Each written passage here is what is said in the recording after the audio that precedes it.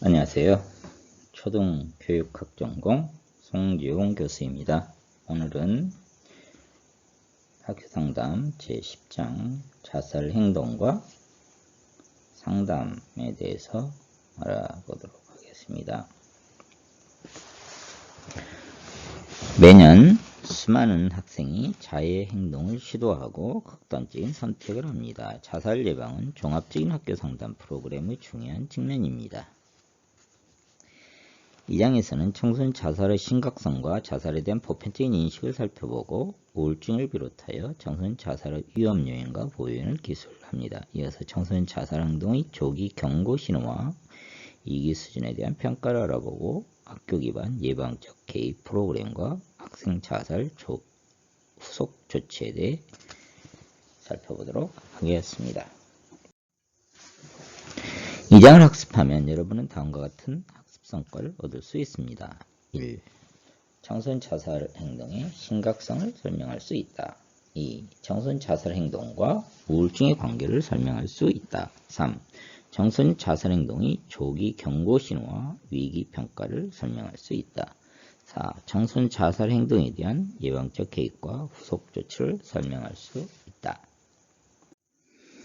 자살에는 스스로 자기 생명을 끊는 행위로서 자기 자신을 뜻하는 수의와 죽인다를 뜻하는 카에도라는 단어에서 그 원을 찾을 수 있습니다. 세계보건기구에서는 자살을 치명적인 결과를 초래하는 자해 행위라고 정의하고 있는데 자해 행위란 어느 정도의 자살 의도를 가지고 그 동기를 인지하면서 자기 자신에게 가하는 상해라고 하였습니다. 통계청에서는 자살의 3원을 분류할 때 고의적 자해라는 명칭을 사용하고 있습니다. 청소년의 자살 행동은 자살 생각, 자살 시도, 죽음을 이르는 자살 등 적어도 3가지 유형 행동을 포함하고 있다고 가정하거나 자살 생각, 자살 계획, 자살 시도, 자살 사망의 4차원으로 보기도 합니다. 자살 생각은 자살에 대한 생각, 계획 등 사고 측면에 초점을 두고 있는 반면 자살 시도는 구체적인 행동으로 표현되는 경우입니다. 일반적으로 자살 생각은 자살 계획과 자살 시도보다 먼저 나타나고 자살 시도의 중요한 예측 지표가 됩니다. 따라서 자살 생각을 감소시키면 자살 시도를 예방할 수가 있습니다. 자살 시도는 죽음에 이르기 위해 고의적으로 자신에게 고통을 주는 행위입니다. 이러한 행동의 의도는 개인마다 자살 시도의 개념이 달라서 정확하게 정하기는 어렵지만 종종 생을 끝내기보다 도움을 청하는 외침으로 자신의 생활을 바꾸거나 자기 주변에 있는 중요한 사람을 변화시키기 위해 행해지는 경우가 많습니다. 일부 학자는 자살 의도를 주요한 개념으로 보고 자살로 인한 치명적 결과를 예상하고 이러한 결과에 얻으려는 의도가 포함된 자발적인 상해 행동을 자살 시도로 정의하여 자살 의도가 없는 비자살적 자해와 구분하기도 합니다. 비자살적 자해란 죽으려는 의도 없이 자신의 신체에 직접적이고 고의적으로 위해를 가하는 행동을 말합니다. 자살은 일종의 의식적인 행위입니다. 슈나이드만에 따르면 자살은 의식적인 자멸 행위로서 절박한 개인의 다차원적인 막연한 불안으로 가장 잘 이해할 수 있으며 당면한 문제에 대한 최선의 해결책으로 지각되는 경향이 있습니다. 자살은 또한 자존감 형성, 문제해결, 의사소통 등과 같은 생활 기술의 실패로 간주되기도 합니다. 충동적인 개인에게서 자살 위험이 더 많지만 궁극적으로 자살은 하나의 의식적인 행위이고 많은 경우 예방이 가능합니다.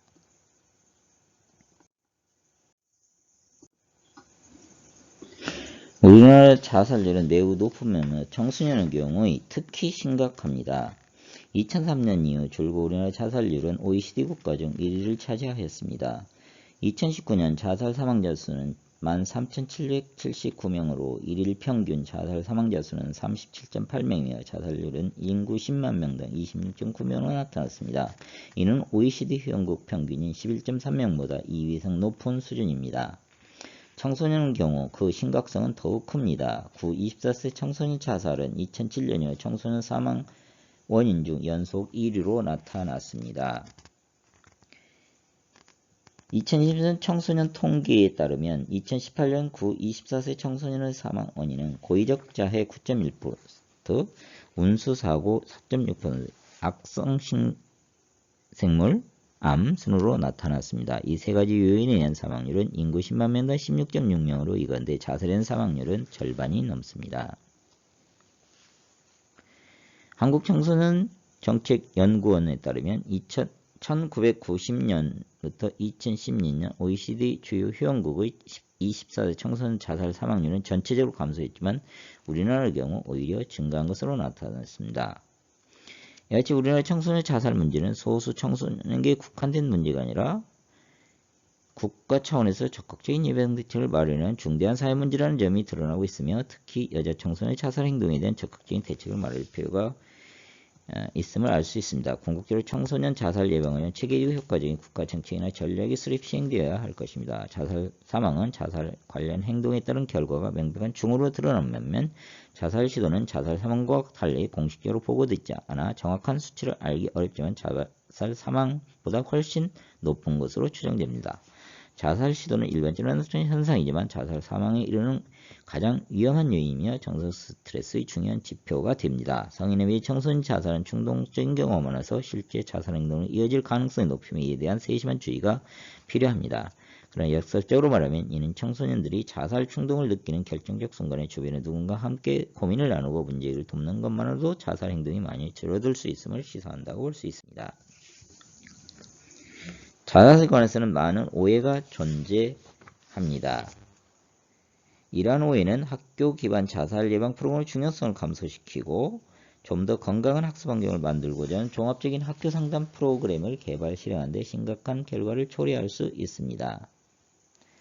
자살에 관한 많은 오해가 있으며 이것이 사실은 예방 노력을 결집할 수 있을 것입니다. 일반적인 오해와 진실을 알아보면 첫째, 자살 경향은 유전된다는 오해입니다. 하지만 자살의 유전론에 대한 지지 근거는 없습니다. 둘째, 자살은 부유한 자 또는 가난한 자의 저주라는 오해입니다. 하지만 사회 경제적 지위가 자살의 핵심 편수라는 걸 보여주는 연구는 아직 없습니다. 세 번째 오해는 대부분의 자살은 나쁜 날씨 또는 봄, 축제일 야간에 발생한다는 것입니다. 하지만 날씨와 계절 및 시간은 청소년 자살 위험에 처하게 하는 것도 아니고 자살 위험을 증가시키지도 않습니다. 넷째, 오해는 자살을 시도하는 사람은 정신병자이나 정신질환이 있다는 것입니다. 하지만 자살이 모두 정신질환의 결과인 것은 아니고 많은 사람은 자신의 대처 기제에 실패할 때 자살을 선택하는 경향이 있습니다. 다섯 번째 오해는 한번 자살 충동에 사로잡혀 들이면 그는 끝까지 자살 충동에 전념한다는 것입니다. 하지만 자살 충동에 사로잡힌 청소년에 관한 진실은 그들이 오직 제한된 시간 동안만 그런 상태로 남아 있는 것입니다. 여섯 번째 오해는 자살 후에 뒤따르는 증상 호전은 이기가 끝난다는 것을 의미한다는 것입니다. 하지만 자살 이후 어떤 학생이 갑자기 활기가 넘치는 듯해 보인다면 실제 증가된 에너지는 자살 충동에 사로잡힌 청소년에게 자살에 성공할 힘이 될 수가 있습니다. 자살 청소년에 대한 오해는 청소년 자살 문제 해결을 어렵게 할 수 있습니다. 일반적 오해와 진실은 다음과 같습니다. 첫째, 자살에 관해서 이야기하는 것은 청소년의 자살 시도 위험을 증가시킨다. 이러한 주장은 신빙성이 전혀 없는 위험한 오해로 청소년이 신뢰하는 성인들에게 자살, 정신건강, 죽음에 대한 자신의 생각을 말하지 못하게 막습니다. 청소년은 자신의 자살 생각은 성인들보다 친구들에게 이야기할 가능성이 높으며 학생들에게 자살과 적절한 도움 주고 행동에 대해 교육하는 것은 자살을 방지할 수 있습니다. 두 번째 오해는 자살을 시도하는 청소년은 대부분 죽기를 원한다는 것입니다. 자살을 시도하는 사람의 심리 상태는 매우 복잡미묘해 한마디로 단정짓기 어렵습니다. 그는 죽기를 원한다기보다는 그냥 자신의 고통이 끝나기를 바라는 게 더 크다고 할 수 있습니다. 청소년 자살은 고통의 신호, 고통과 관심에 대한 의심인 경우가 더 많습니다. 자살 예방 한 가지 목적은 학생들에게 안전하게 도움을 요청하는 방법을 가르치는 것입니다. 세 번째 오해는 청소년 단순히 관심을 끌려고 자살이라는 단어를 사용한다는 것입니다. 많은 경우 자살에 대해 언급하는 것은 관심을 끌기 위한 의침이지만 어떤 이가 자살에 관해 말한다고 해서 그것을 절대 하지 않을 것이라는 보장은 없습니다. 따라서 자살이라는 단어는 항상 심각하게 받아들여야 합니다. 어떤 청소년이 비록 관심을 끌기 위해 그 용어를 사용했다 할지라도 자살에 대해 언급한다는 것은 도움을 요청하는 것이며 자살 시도와 그에 따른 죽음으로 이어질 수도 있는 매우 중대한 위험 요소인 것입니다.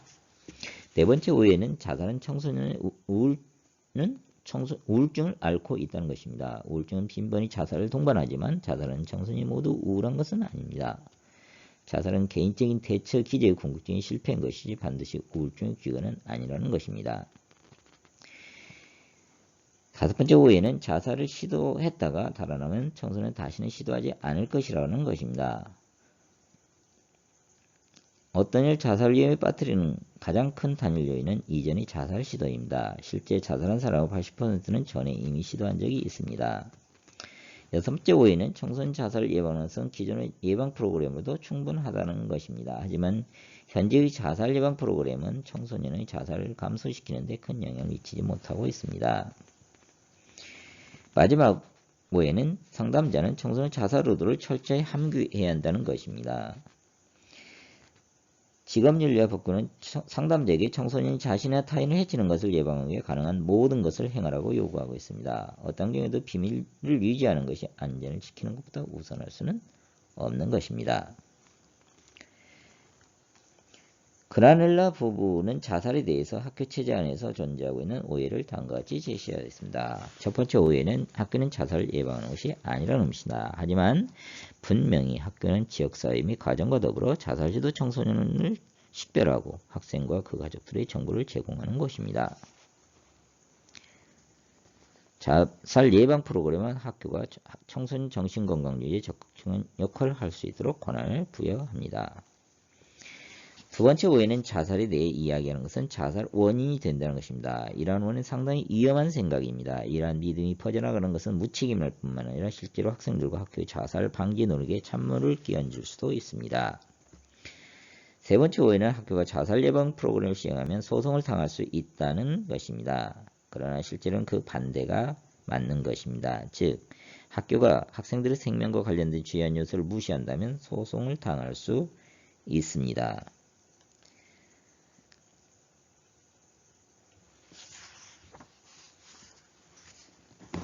마지막으로 오해는 자살 예방 프로그램 전염성이 있고 모방 자살을 이끈다는 것입니다. 모방 자살은 발생할 수 있지만 그것을 초래하는 것은 1차 예방 프로그램이 아니라 학교나 지역사회의 자살 사망자에 대한 노출입니다. 우울증을 앓거나 자살 위험 신호를 보내는 사람, 이전에 자살 시도 경험이 있는 사람과 같이 자살에 대해 취약성을 갖고 있던 사람들은 학교 안에서 자살이 일어나면 자극을 받을 수 있습니다. 따라서 가장 기본적인 예방 프로그램은 학교 안에 이미 존재하는 모방 자살에 대한 위험을 경감시키는 것입니다. 자살 위험은 매우 복잡하고 자살 위기로 이어지는 경로는 매우 다양합니다. 자살 위험 요인들은 자살 충동을 느끼는 사람들이 대부분 공유하고 있는 주요 관심사를 이해하는 데 도움이 주지만 일반적으로 자살 문제를 이해하는 정도까지만 중요합니다. 더 중요한 것은 이러한 위험 요인과 가능한 자원을 알고 위기에 처한 청소년과 열린 대화를 할 수 있어야 한다는 것입니다. 위험 요인은 자살 생각이나 자살 시도 확률을 증가시키는 한 개인의 특징 또는 조건을 말하며 생물학적 측면과 환경적 측면을 포함합니다. 생물학적 요인은 연령과 성차이지만 가족력과 유전적 요인 역시 자살 시도의 일반적인 위험 요인이 될 수 있습니다. 일부 청소년에게 자살 시도와 자해는 극심한 정서적 고통을 표현하는 하나의 방법입니다. 여러가지 정서 행동 및 성격 특성은 자살 위험이 있는 학생을 식별하고 예방하는 데 도움이 될 수 있습니다. 예를 들어서 정신질환, 절망감과 무력감, 충동적 또는 공격적 행동, 낮은 자존감 등 정신건강 상태에서 심각한 문제를 보이는 경우 자살 위험이 좀 더 높을 수 있습니다. 이러한 정신질환을 비롯한 정서적 위험 요인은 인지적 결함, 스트레스 대처 기술과 문제 능력 결함, 완벽주의 등 인지적 위험 요인과 밀접히 관련됩니다. 청소년 충동적 행동과 약물 남용은 심한 부상이나 죽음을 초래할 수 있는 무모하고 위험한 행동과 관련이 됩니다. 이러한 행동의 예는 익스트림 스포츠에서 음주운전, 도박, 불안전 성관계, 도로 질주까지 매우 다양합니다. 정서 및 행동, 그리고 성격 특징이 청소년 자살 위험에 기여할 수 있지만 자살은 관계 단절, 가족 위기, 친척이나 친구의 자살, 중요한 상실과 거수 추념일 등 모종의 위기에 대한 즉각적인 반응입니다. 이전의 자살 시도와 비자살적 자해, 과거에 학대받은 경험과 가족 역기능, 가정을 떠나 있음 등도 위험 요인이 될 수 있으며 소득 수준이 낮고 정신건강 지원이 부족한 지역에 거주할 경우 그 위험은 더 큽니다. 특히 청소년기는 소속감의 욕구가 매우 큰 시기입니다. 이들에게 수치심이나 죄책감을 안겨주거나 사회적 고립을 초래하는 환경적 요인은 자살 위험을 초래할 가능성이 큽니다.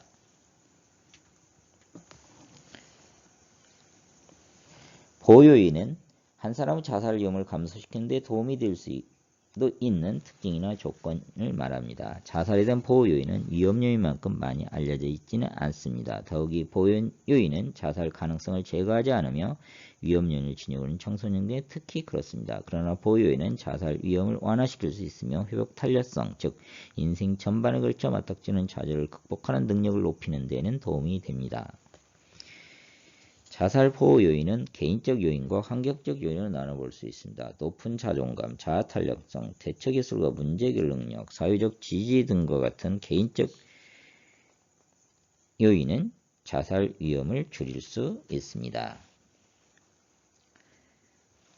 가족, 친구, 교사, 우호적인 긍정적인 관계를 맺고 신앙생활과 동아리 활동에 참여하거나 지역사회 정신건강 서비스를 받는 경우 자살 위험은 급격히 감소합니다.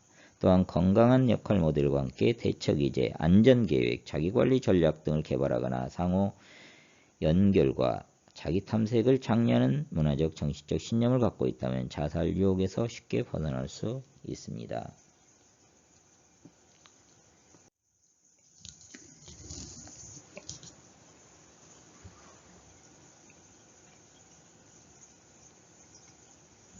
잠시 과제 용지에 다음 퀴즈와 관련된 내용을 간단히 정리해 보시기 바랍니다. 1. 자살의 의미와 자살행동의 3가지 유형을 간단히 설명하시오. 2. 비자살적 자해에 대한 간단히 설명하시오. 3. 청소년 자살에 대한 오해와 진실을 간단히 설명하시오.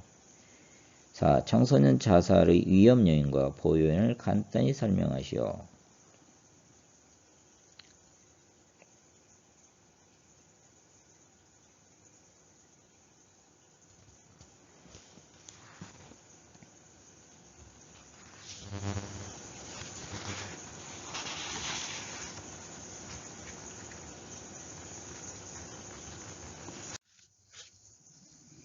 자살한 청소년이 모두 우울한 것은 아니지만 우울증을 겪은 사람은 일반인보다 자살 위험도가 적어도 5배 이상 높습니다. 우울증에 깊이 빠져 있을 때는 에너지와 결단력이 부족하여 자살을 시도하는 경우가 드물지만 회복기에 접어들어 우울을 이겨나갈 수 있게 될 때 위험성은 더욱 증가합니다. 아동 청소년의 대략 10% 내지 15%는 우울증의 일부 증상을 갖고 있으며 9-17세 청소년의 약 5%는 주요 우울증으로 진단을 받습니다. 그러나 실제 청소년 우울증 발병률은 과소평가될 수도 있습니다. 그것은 청소년 혼란과의 혼동과 가면 우울증의 인지 실패 때문입니다. 청소년 혼란은 청소년의 정상적인 발달로 생각되는 불안한 행동들을 기술하는 데 광범위하게 사용되며 우울증의 고전적인 증상과 많이 겹칩니다. 가면 우울증은 신체적 불만, 빈약한 사회와 불량한 학업수행, 학교 공포, 물질남용, 비행, 공격성 등 청소년 우울증의 증상이 성인과 다르며 다소 드물게 진단되는 경향이 있음을 시사합니다. 특히 아동 청소년 우울증은 종종 불안 행동장애, 주의력 결함장애, 물질남용, 석식장애를 동반하여 혼란을 가중시키기도 합니다. 아동 청소년 우울증을 치료하는 일은 상담교사의 권한 범위를 벗어나지만 그것의 동반 질환에 민감할 것, 증상들을 인지하는 것, 부모에게 도움을 받으라고 자문하는 것은 확실히 상담교사의 역할 범위 안에 있습니다. 청소년 우울증 행동 및 정서 및 신체적 증상은 교재 390쪽을 우울증의 주요 증상은 크게 행동 및 태도 변화, 부정적인 감정 및 지각, 신체적 불편감 등으로 나누어 살펴볼 수가 있습니다. 우울증의 주요 증상은 그 정도, 강도, 지속기간 등이 매우 다양할 수 있습니다. 램지는 우울증의 심각성과 지속기간에 따라 정상적인 우울, 만성적인 우울, 위기우울증, 임상적 우울증의 4가지 유형을 확인하였습니다. 임상적 우울증은 가장 심각한 우울증으로 심리, 사회적 기능 발현이 상당히 손상되어 있으며 자살 생각이 보편적입니다. 우울증의 지배적인 증상을 분류하면 상담교사가 학생들의 우울증을 파악하는 데 도움을 줄 수 있습니다. 레이놀즈는 우울증을 1차적으로 걱정과 불안이 지배하는 정동적 우울증, 자기 비하가 지배하는 인지적 우울증, 철수 또는 수행 감소가 지배하는 동기적 우울증 또는 신체적 증상이 지배하는 식물적 우울증으로 나눌 수 있다고 생각하였습니다. 맥폰과 브루스는 청소년 우울증을 슬픔과 무기력이 지배하는 정동적 유형, 의기소침과 낮은 자존감이 지배하는 자존감 유형, 죄의식과 자기 파괴적 행동이 지배하는 죄의식 유형으로 구분하였습니다. 정동적 유형과 자존중 유형은 상담교사가 개인상담, 집단상담 또는 학급활동을 통해 개입하기에 적절합니다. 하지만 죄의식 유형은 훨씬 더 심각하며 임상적 개입을 요구합니다. 상담교사는 임상적 우울증을 지닌 아동 청소년을 대상으로 작업할 시간이 없으며 그러한 젊은이들은 외부 상담에 의뢰해야 합니다. 상담교사 의뢰 여부를 결정할 때 도움이 될 만한 몇 가지 평가 도구는 레이놀즈 디프레션 스케일과 백 디프레션 인벤토리를 들 수가 있습니다. RDS의 경우 청소년용과 아동용으로 구분하여 볼 수가 있습니다. 모두 30문항으로 구성되어 있고 4점 척도로 평가하도록 되어 있지만 아동용의 경우 마지막 30문항은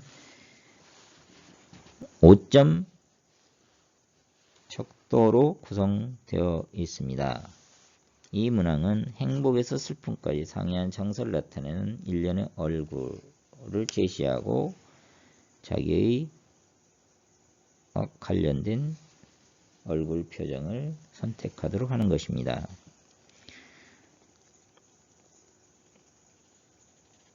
우울증 위험 점수 이상을 받은 모든 학생은 6주에 다시 검사를 받아야 하며 상당히 높은 점수를 유지하는 학생과 면담 시간을 갖고 외부 처치를 계획할 수 있습니다. BDI는 청소년 및 성인을 대상으로 우울증의 심각성을 평가하기 된 것으로 1993년 개정된 BDI2는 우울증의 정동적, 인지적, 동기적, 신체적 증상과 관련된 21문항으로 구성되어 있습니다. 각 문항에 대해서 0, 1, 2, 3으로 평정하고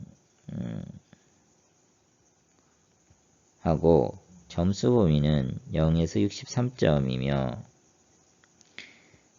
0에서 9점은 사소한 우울증, 10에서 16점은 경미한 우울증, 17에서 29점은 중간의 우울증, 30에서 63점은 심각한 우울증을 나타냅니다. BDI는 개별 또는 집단으로 구두 또는 서면 형식으로 실시될 수 있으며 수기 또는 컴퓨터로 채점할 수가 있습니다. 우울증 평가도구는 상담교사가 아동 청소년 우울증을 다른 문제와 구분하는 데 도움이 될 수 있지만 청소년 우울증은 쉽게 오진된다는 것을 유념해야 합니다. 한 연구에서는 학습장애로 진단받은 아동의 71%가 실제는 우울증으로 고통을 겪고 있는 것으로 밝혀졌으며 우울증 치료를 받았을 때 그들의 학습 능력은 극적으로 향상되었습니다. 또 다른 연구에서는 품행 문제를 지닌 아동은 33%가 우울증을 앓고 있는 것으로 밝혀졌고 우울증 치료를 받고 나서 그들의 품행은 개선되었습니다. 따라서 학습 또는 행동 문제를 드러내는 학생과 맞닥뜨릴 때 상담교사는 그러한 문제의 가능한 원인 중 하나로서 우울증을 신속하게 제거할 필요가 있습니다.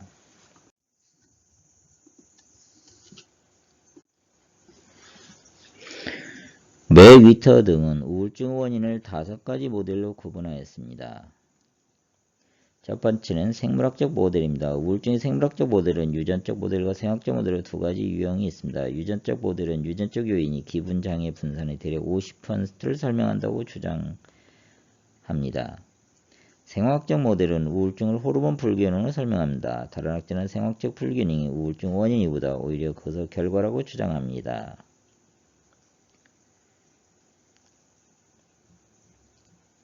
하지만 약물 치료가 우울증을 겪는 젊은이에게 긍정적인 효과를 갖는다는 근거는 발견되지 않고 있습니다. 그럼에도 약물이 여전히 처방되고 있고 상담자는 그것이 무엇이며 어떤 종류의 부수효과를 갖게 될지를 알아야 합니다.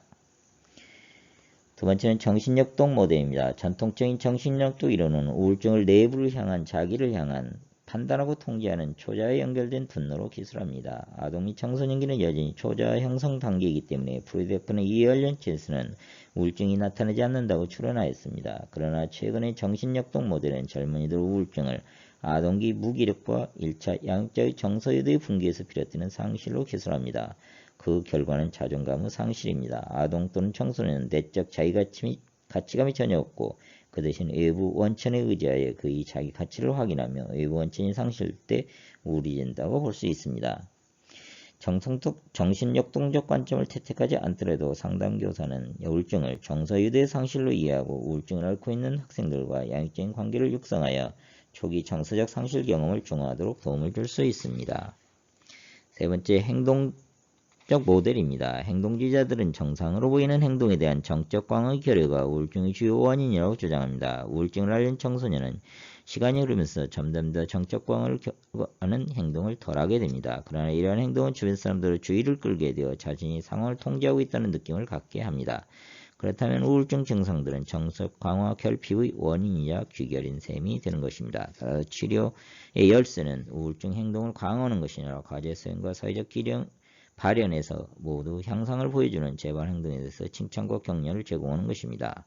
상담교사는 교사와 협력적으로 작업해야 하며 사회적 기술이 부족하여 고립된 학생들을 위해 사회적 기술 훈련 집단을 운영할 수도 있습니다. 한편 학습된 무기력은 문제 해결 또는 상황 개선을 위한 노력에서 일련의 연속적인 실패에 대한 반응입니다. 아동과 청소년 학습된 무기력은 흔히 학업을 중심으로 진행되며 대부분의 인생 맥락이 일반화됩니다. 그들은 자신의 학업을 개선하기 위해 수많은 시도를 하지만 성공하지 못한 채 포기하고 절망과 우울증에 빠지게 됩니다. 그들은 내적 책임 소재를 갖고 있으며 자신이 무엇을 시도하건 아무런 변화도 가져올 수 없다고 확신하게 됩니다. 네 번째는 인지적 모델입니다. 이 모델에 따르면 우울증은 부정적 또는 합리적 사고의 직접적인 결과입니다. 백은 우울증의 인지이론을 개발한 최초의 인물이며 그와 동료들은 우울증을 앓고 있는 사람의 세 가지 특징, 인지 3제를 기술하였습니다. 인지 3제란 자기, 세계, 미래에 대한 세 가지 부정적인 생각 패턴으로 구성됩니다. 시간이 지나면서 이러한 생각 패턴은 도식으로 발전합니다. 도식은 개인의 인지적 구성의 일부가 되며 마치 성격 특성같이 환경 자극을 요구하고 자신의 부정적인 식견에 맞도록 왜곡합니다. 심지어는 가장 긍정적인 경험조차도 왜곡하게 되는 것입니다.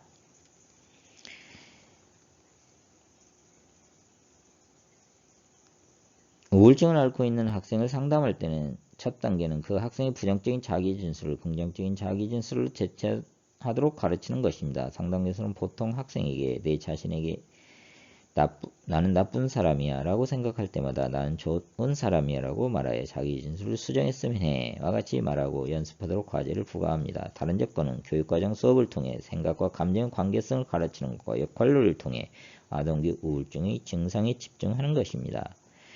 렘은 우울증이 자기감시, 자기평가, 자기강화 등 세 가지 인지과정 결합의 산물이라고 설명하였습니다. 우울한 아동은 오직 부정적인 사건에만 주의를 기울이며 종종 긍정적인 자기평가에 대해서는 높은 표준을 적용하고 부정적인 자기평가에 대해서는 낮은 표준을 적용하여 부정적으로 자기를 평가하는 경향이 있습니다. 또한 우울한 아동은 사건의 원인을 외적 통제 소재와 내적 결함으로 돌리는 부정적 기인 양식을 지니는 경향이 있습니다. 따라서 개입의 주된 목표는 학생이 좀 더 많은 자기 통제감을 갖도록 조력하는 것입니다. 상담교사는 그 학생에게 작고 다루기 쉬운 과제를 부과하여 그 과제를 달성할 때 긍정적 강화를 사용하거나 학생들의 자기 통제감을 증진하는 데 위한 집단 상담을 운영할 수 있습니다. 가족체제 이론가들은 우울증의 징후 행동과 같은 아동의 행동이 가족체제의 균형을 유지한다고 믿습니다. 그들은 단지 아동만 치료하는 것을 용인하지 않으며 가족이 치료를 받아야 한다고 주장합니다. 상담교사는 우울증을 앓고 있는 학생과 작업하는 과정에서 가족 역동을 고려해야 합니다. 상담교사는 학부모를 자문하는 동안 그녀가 자녀의 우울증을 어떤 식으로 이용하고 있다는 단서를 찾을 수가 있습니다. 예를 들어 아동의 질환은 부모가 해결해야 할 다른 문제보다 자녀에게 정신 에너지를 집중하도록 만듭니다. 아동 우울증이 가족체제에 어떠한 기능을 하고 있다는 증거가 발견된다면 상담교사는 조심스럽게 가족 상담을 제안할 수 있을 것입니다. 이상에서 언급한 대분호 모델에서 개비의 초점은 아동 개개인의 자존감 발달을 조력하는 일에 집중되어 있습니다. 그러나 우울증을 앓고 있는 학생은 또한 빈약한 사회적 기술을 갖고 있는 경우가 많으며 이런 문제는 집단 상담이 도움이 될 수 있습니다. 집단은 인지형의 행동적 구성 요소를 포함합니다. 주의 후기는 기분 탐색, 기쁜 일들, 긴장 해소, 감정 폭격, 긍정적 사고, 문제 해결, 우정기술, 목표 설정 등을 포함할 수 있으며 또한 각 회계에는 과제를 부과하여 학생들이 배운 것을 실천하도록 도와야 합니다. 상담교사는 이러한 주제와 아이디어를 확장하기에 다양한 활동을 전개할 수 있습니다. 집단 과정에서 단순히 타인들과 함께하면서 경험을 공유하는 것만으로도 학생들은 자신이 좀 더 행복하다고 느낄 수 있게 됩니다. 잠시 과제 용지에 아래 퀴즈의 내용을 간단하게 정리해 보시기 바랍니다. 1. 우울증의 주요 증상을 간단히 기술하시오. 2. 우울증의 평가 방법과 오진 위험성에 대해 간단히 설명하시오. 3. 우울증의 주요 원인과 그에 따른 치료적 개인 모형을 간단히 설명하시오.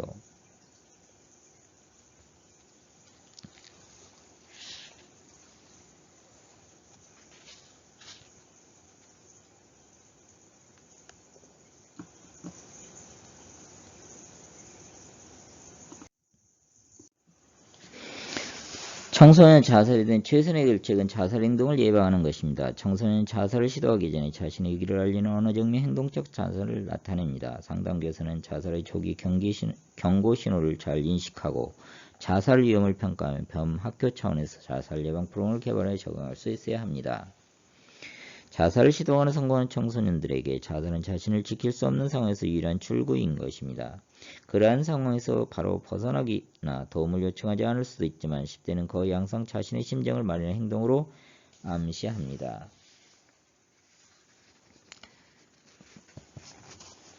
실제로 일부 청소는 나 죽을 거야, 그냥 죽고 싶어 같이 자신의 자살 의도를 직접 전달합니다. 하지만 대부분은 집에 가고 싶어, 나의 더 이상 여기 없을 거야, 그들은 나에게 한 짓을 미안할 거야, 죽음이 어떤 건지 궁금해, 사정이 결코 더 나아지지 않을 거야, 항상 그러한 느낌이 들어, 아무도 신경 쓰지 않아, 나 없으면 사람들은 좀 더 나아지겠지와 같이 흔히 은유적 언어를 사용하여 자신의 의도를 교묘하게 전달합니다.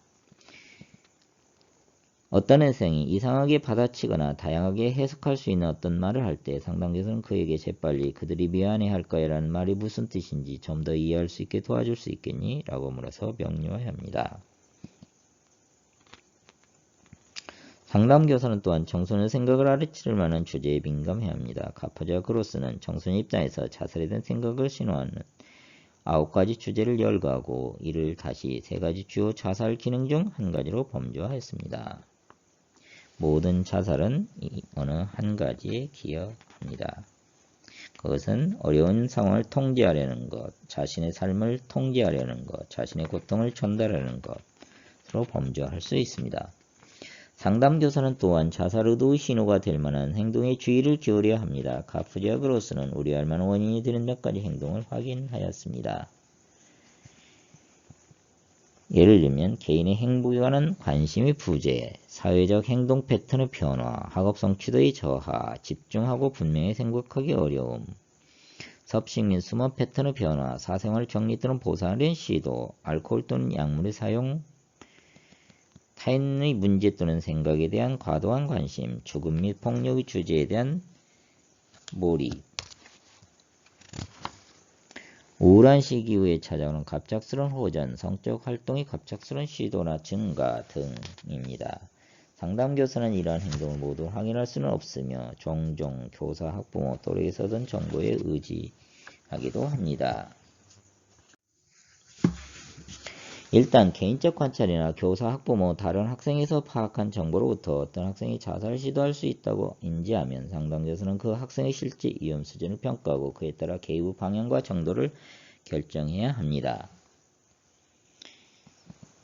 이를 위해서 상당 교사는 청소년 자살 위험을 평가하기 위해 자살 면접을 계획할 수 있습니다. 평가는 자살 생각, 자살 의지, 자살 계획, 자살 시도 내의 4가지 차원에서 이루어집니다. 구체적인 내용은 교재 401쪽을 참조하시기 바랍니다. 자살 위기를 평가할 때는 또한 보호 요인도 함께 고려해야 합니다. 상담 교사는 몇 가지 질문을 던져서 보호 요인을 파악할 수 있습니다. 그러한 것은 학생 안전, 가족, 친구 지지, 치료 경험, 위기 대처 자원, 강점, 삶의 이유 등과 관련이 있는 것입니다. 자살 위험에 대한 질문 안내역이 개발된 체크리스트는 단지 평가 면접을 돕는 것이지 그 자체로 자살 위험을 평가하는 완벽한 도구는 아닙니다. 따라서 체크리스트를 사용할 때는 자살 위험 평가 면접을 할 때 부자연스럽고 틀에 박힌 접근을 한다면 라포를 형성하는 데 부정적인 영향을 미칠 것입니다. 둘째, 체크리스트의 점수 산출을 중단하고 제시된 질문을 일반적인 지침으로 다루어야 합니다. 자살 위험 수준을 산출하기 위해 객관적인 점수 체계를 제시하는 건 지극히 위험하며 부적절한 사용을 조장할 수 있습니다. 때로는 줄임말을 사용하면 면접자가 자살 위험 평가 면접에서 다뤄야 할 중요한 영역을 상식하는 데 도움이 될 수 있습니다. 한 가지 예는 미국 자살협회에서 추천한 이스패스웜입니다.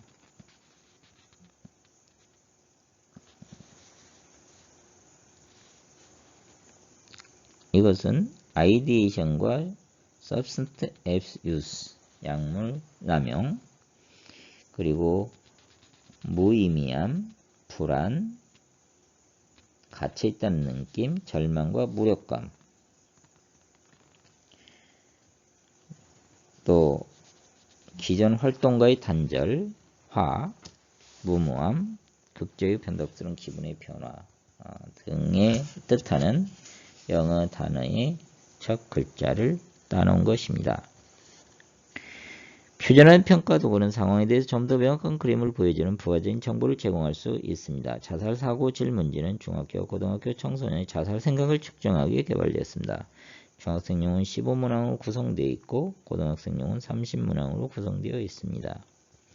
학생은 지난 한 달 동안 자신이 자살 관련 각 문항에 관해서 얼마나 자주 생각하는지를 7점 척도로 평정합니다. 질문지는 특정한 자살 계획을 갖고 있는 것에 관계되어 있는 8개 문항이 포함되어 있으며 이 결정체 문항의 즉각적인 추가적 선별이 필요함을 지적합니다.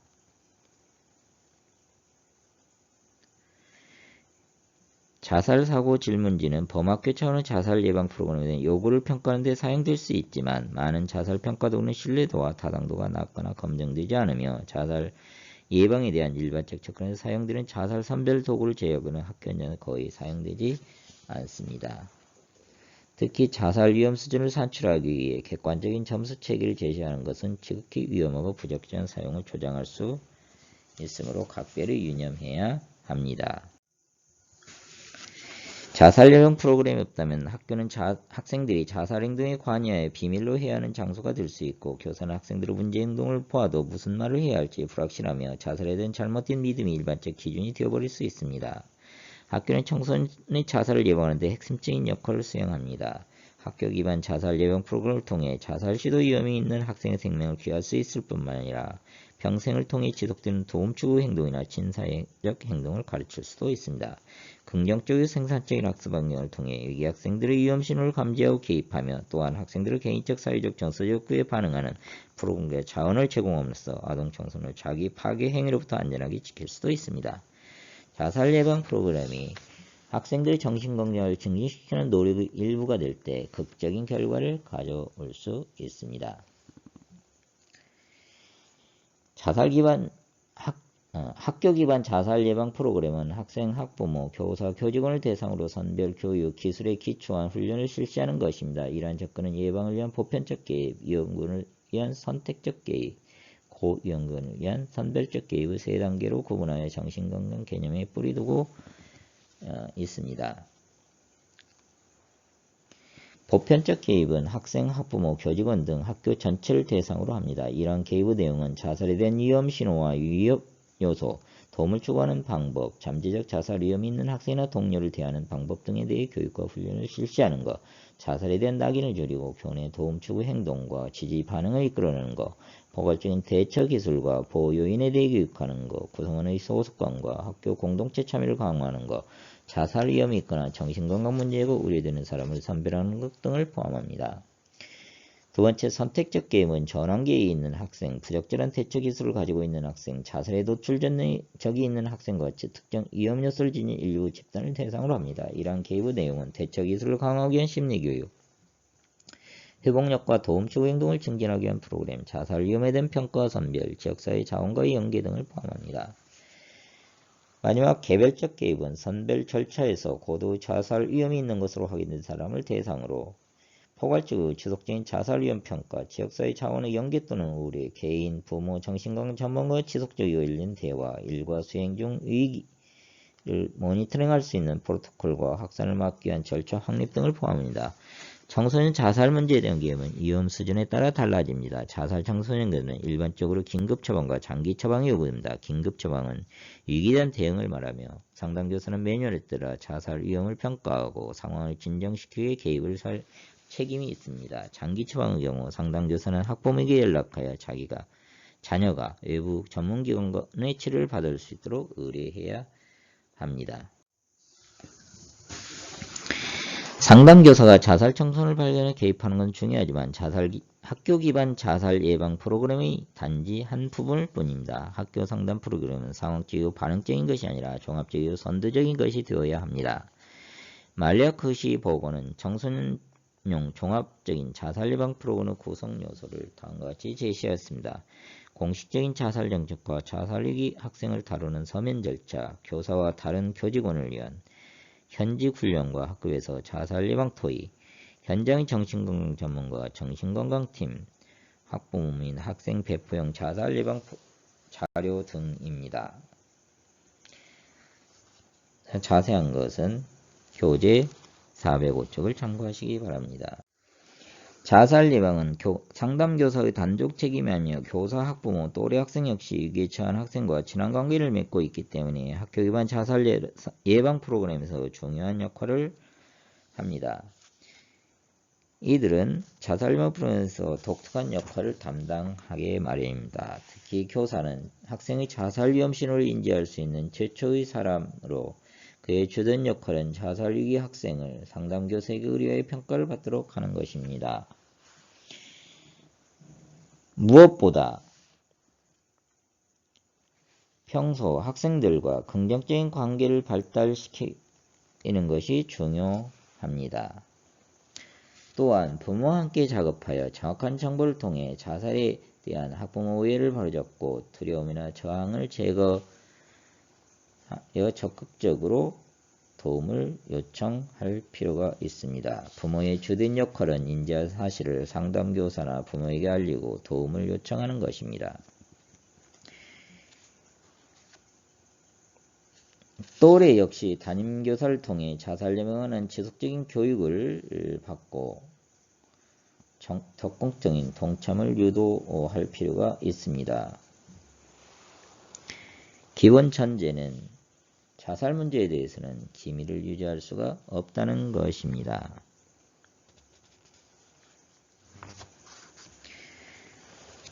마지막, 상담교사는 또한 학교의 자살 예방 프로그램을 지원하기 위해서 지역사회 가용 자원을 조사해야 합니다. 자살 예방에 대한 지역사회 지원이나 인식이 부족하다고 생각되면 상담교사는 지역사회 청년 노동자, 성직자, 법률 전문가 등을 포함시켜 학교의 자살 예방 노력을 확장시킬 수 있습니다. 프로그램의 마지막 요소는 프로그램 평가입니다. 상담교사가 수행하는 모든 프로그램은 그것의 효과성, 즉 목표를 충족하고 있는지를 평가할 필요가 있습니다. 자살 예방 프로그램도 별반 다르지 않습니다. 그러나 자살 예방 프로그램의 효과에 대해 제대로 평가된 평가가 거의 이루어지지 않고 있습니다. 프로그램이 끝난 후 간단한 설문지를 통해 참가자의 의견을 수렴할 수 있습니다. 설문지에는 이 프로그램에서 당신이 얻은 중요한 메시지는 무엇인가요? 프로그램에 참여한 후 자살 우울 또는 자살 문제나 우울증을 겪고 있는 사람을 바라보는 시각이 어떻게 달라졌나 같은 질문을 포함하고 할 수 있습니다. 학교 간 자살 예방 프로그램의 평가를 위한 상담교사용 체크리스트는 교재 409쪽의 내용을 참고하시기 바랍니다. 과제용지에 다음 퀴즈 내용을 간단히 정리해 보시기 바랍니다. 1. 청소년 자살의 경고 신호를 간단히 기술하시오. 2. 자살 위험을 평가하기 위한 방법과 도구를 간단히 설명하시오. 3. 학교 간 자살 예방 프로그램의 3단계를 간단히 설명하시오. 4. 자살 예방 협력 체계를 구축하기 위해 상담교사 수행할 역할을 간단히 설명하시오입니다.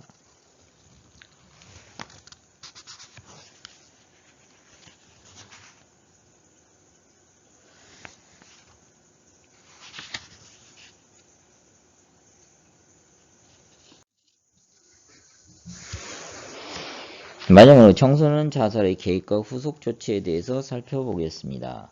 가혹한 현실은 학교, 학부모, 지역사회의 노력에도 불구하고 일부 청소년이 자살하려고 한다는 것입니다. 프로그램이 아무리 훌륭하고 자매들 아무리 보살피더라도 일부 학생은 죽음을 맞이하게 됩니다. 따라서 자살 예방을 위한 차선책은 학교가 어떤 학생의 자살 행동을 직후 처리하기 위하여 잘 설계된 예방 계획을 마련하는 것입니다. 학생의 자살에 뒤따르는 사후 조치에 대해 배울 필요가 있습니다. 학교 복귀 프로그램입니다. 학교 복귀 프로그램은 각 학생에게 개별적인 방안이 필요한 복잡하고 다단계적인 과정입니다. 자살 시도 후 또 다른 정신건강 위기로 장기간 학교를 결석한 학생이 다시 학교로 돌아왔을 경우에 학교 올바른 대처는 매우 중요하면서 어려운 일입니다. 대개는 비밀에 붙이려고 노력하지만 다른 학생들이 그 사건에 대해 이미 상세하게 알고 있는 경우가 많으며 확인되지 않은 소문 또한 자자합니다. 결국 학교로 돌아온 학생은 친구들로부터 비웃음, 조롱, 따돌림을 당하거나 어떤 경우는 불편한 정도의 과도한 관심이나 경외심까지 받을 수 있는데 이러한 상황은 아직 정서를 취약한 상태에 있는 학생의 또 다른 위기를 초래할 수 있습니다. 성공적인 복귀를 위해서 가장 바람직한 접근은 학생의 학교 복귀에서 가장 흔하게 나타나는 방해 요소에 선제적으로 대처하는 것입니다. 이러한 방해 요소로는 원활한 의사소통의 부재, 부족한 정보와 훈련, 그리고 도움이 되지 않거나 비협조적인 교칙을 들 수가 있습니다. 자살 시도 후 학교로 돌아온 학생은 적응 기간에 정서적으로 특히 더 취약합니다. 특히 자살 시도 후 첫 3개월에서 1년 동안은 또 다른 자살 시도 위험이 높은 기간입니다. 적절한 학교 복귀 프로그램이 이러한 추가적인 자살 시도 위험을 감소시킬 수 있습니다. 학교 복귀 프로그램의 전반적인 계획을 수립한 일반적인 지침은 다음과 같습니다. 첫째, 위기를 의식하는 순간 학부모에게 최대한 빨리 연락을 취해야 합니다. 둘째, 학교로 복귀하기 전에 학생이 학교로 돌아와도 좋다는 정신건강 전문가의 승인을 요청할지를 고민해야 합니다. 셋째, 학교와 학부모 그리고 치료관 사이에 연락을 담당할 사람을 지정합니다. 넷째, 학생의 전반적인 발달 정도에 따라 학생이 전일제 또는 시간제로 학업을 진행할 수 있는지 담임교사에게 알려줍니다. 다섯째, 학교 복귀에 대한 학생의 요구를 이해하기 위해 그와 이야기를 나눕니다. 여섯째, 매일 학생들과 함께 점검합니다. 연락 담당자 학생은 최소한 하루 한 번씩 간단한 확인 작업을 1, 2분 정도 확인해야 합니다. 일곱째, 형제 자매 요율을 이해하기 위해 가족관계 작업을 수행합니다. 마지막으로 필요한 만큼 학생을 모니터하는 것이 중요합니다. 학교는 학생 자살의 위기 대응 서비스를 제공해야 합니다. 사후 조치란 자살로 영향을 받은 사람을 위한 위기 중재, 지지, 지원을 말합니다. 자살 사건이 발생하기 전에 이미 학교가 포괄적인 사후조치 지침을 수립해 놓았다면 교직원은 그것을 토대로 즉시 건강과 안전한 환경을 촉진하는 전략을 시행할 수 있습니다. 교직원은 위기 상황에서 무엇을 해야 할지 우왕좌왕하지 않고 위험을 줄이기 위해 프리토콜을 따르면 됩니다. 학교는 4가지 목표에 따라 포괄적인 자살 후속 조치 전략을 수립합니다. 첫째, 모방 자살의 위험을 줄이고, 둘째, 남겨진 사람들이 비극적인 자살 사건에 달 대처하고 슬픔을 표현할 수 있도록 지원하며, 셋째, 자살과 관련 사회적 난인에 대처하고, 끝으로 사실적 정보를 제공하여 억측을 차단할 필요가 있습니다. 사후 조치 과정 동안 교직원은 학생과 교사들의 학업에 집중하고 건강한 안전한 학교 환경을 유지할 수 있도록 도와야 합니다. 포괄적인 사후조치 계획은 자살 사건에 대응하는 구체적인 행동을 서술하고 있습니다. 훌륭한 포괄적 사후조치 계획은 사후조치팀, 정보관리 절차, 적절한 상담 및 추모 활동을 포함합니다.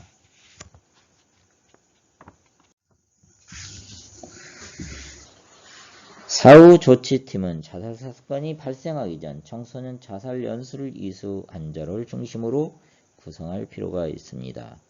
사후조치팀에는 상담교사, 학교심리학자, 자살 연수를 이수한 교사 등 학교 요원과 아동보호센터 대표자, 경찰, 심리학자, 정신건강요원, 성직자 등 외부 요인을 포함합니다. 청소년 자살을 둘러싸고 있는 한 가지 두려움은 전념, 곧 어떤 청소년의 자살이 또래 집단의 우방자살로 이어질 수 있다는 것입니다. 그러한 두려움을 정당화하는 배경 또한 잘 알려져 있습니다. 예를 들어 청소년의 자살은 고통을 받고 있는 타인들의 행위를 정상화할 수 있습니다. 또한 청소년 자살을 묘사하는 TV 프로그램의 영화가 집단 자살을 초래할 수 있으며 특히 미국 원주민 거주자들 사이에서는 집단 자살이 이룰 수 있는 문제라는 것도 잘 알려져 있습니다. 학생의 자살에 대해 알게 되면 학교장은 담당자의 지시하여 사후조치 계획을 이행하는 업무를 맡도록 해야 합니다. 그 사람은 사후조치팀을 동원하고 자살에 관한 정보를 관리합니다. 여기서 정보관리는 정확한 정보를 시의적절한 방식으로 직원, 학부모, 학생들과 매체에 유포한다는 것을 의미합니다. 이들이 수행하는 주요 업무는 사실규명, 외부인 전화에 응대하기, 가족에게 알리기, 학생들에게 알리기, 매체 보도 등입니다. 구체적인 내용은 교재 415쪽에서 417쪽을 참고하시기 바라며 특히 자살사건 담당자의 매체 대응 요령은 교재 417쪽에 자세히 나와 있습니다. 사후조치 상담에는 단기 서비스와 장기 서비스가 있으며 사별한 학생들 대상으로 집단 상담을 실시할 수 있습니다. 단기 서비스는 비탄이나 상실에 대한 자살 생성적 반응을 처리하여 완장화시키는 것으로 3회기 이내로 진행합니다. 3회기 이상 지속적인 서비스가 필요할 때는 교내 또는 외부관에 의뢰하거나 개별적 집단적 상담을 제공하여 장기 서비스를 제공할 필요가 있습니다. 또한 사별한 학생을 지지하기 위한 집단은 학생 선발 전 성찰적 질문이 필요하고 잠재적 구성원 선별과 자격증명을 구축하고 집단을 진행하는 세 단계를 거칩니다. 구체적인 질문 내용은 교재를 참고하시기 바랍니다. 구체적인 집단을 진행할 때는 집단의 목표와 규칙을 정하고 참가자의 경험과 감정을 공유하면 사건의 변화, 추도시, 기념일을 어떻게 보낼지 등에 대해서 이야기를 나눕니다. 마지막은 평가로 하게 됩니다. 학교가 자살하여 죽은 학생의 추도식을 계획하는 것에 관해서는 의견이 엇갈리고 있습니다. 카핑켈과 동료들은 생존자의 추도식을 자살에 대한 찬양으로 바라볼 수도 있으며 이는 전염현상에 기할 수도 있을 것이라고 주장하였습니다. 반면 CL은 추도식 또는 특별 행사가 마무리하는 데 도움이 되며 고인이 된 학생의 인생에 있어 친구, 가족, 유미한 타인에게 건강한 장소를 도모한다고 말하여 반대 의견을 제시하였습니다. 카푸즈는 추도식을 계획한다면 학교 밖에서 거행해야 한다고 권고하였습니다. 추도식은 건강한 애도에 기여할 수 있지만 그것이 슬픔을 일거에 해소할 수 있는 마법적인 묘약이라고 생각해서는 안됩니다. 애도는 하나의 과정이며 죽은 학생의 친구 학생들은 자신의 상실을 호소하는 데 몇 개월이 걸릴 수도 있습니다. 여타 추모활동과 마찬가지로 추도식이 결코 자살 행위를 미화하는 것으로 둔갑해서는 안됩니다. 제대로 된 추도식 후 규칙은 그 방법을 용서하지 않고 죽음을 애도하는 것입니다. 과제용지의 마지막 퀴즈 내용을 정리해 보시기 바랍니다. 1. 사후조치팀의 구성과 역할을 간단히 설명하시오. 2. 정보관리 및 유포를 위한 대응 요령을 간단히 설명하시오. 3. 사후조치 상담을 위한 장단기 서비스와 집단 작업을 간단히 설명하시오. 4. 사후조치 일환으로 추도식의 쟁점과 유의사항을 간단히 설명하시오.